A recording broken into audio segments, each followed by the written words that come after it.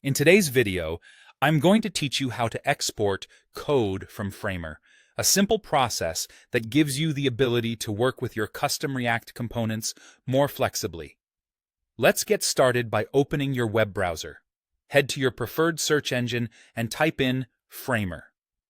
Once you've located Framer's website, go ahead and log in using your credentials. I understand that this may be a no-brainer for some, but logging in is essential in order to access your projects and export code effectively. With your account credentials entered and your project dashboard open, direct your attention to the Assets panel. This is your main workspace within Framer, where you manage different aspects of your project. Look for the panel marked Code. It's your gateway to creating and handling React components within your design. Now comes an exciting step.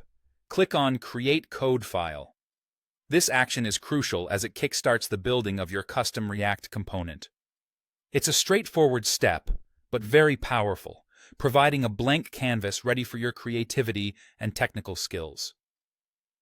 With your code file created, you now have the freedom to write and customize React components to suit your project's needs.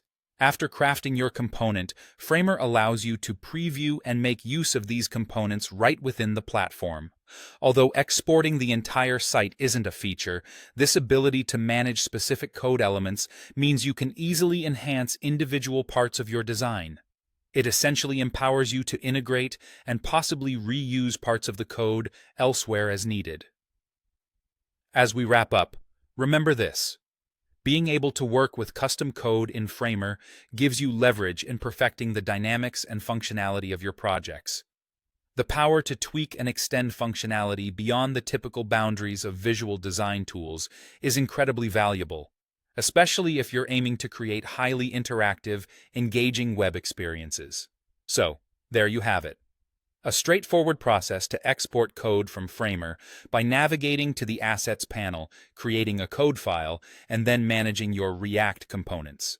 I hope you found this guide clear and informative, enhancing your ability to work with Framer in a more versatile and sophisticated manner. Thanks for watching, and I look forward to seeing the innovative ways you apply these skills in your own projects.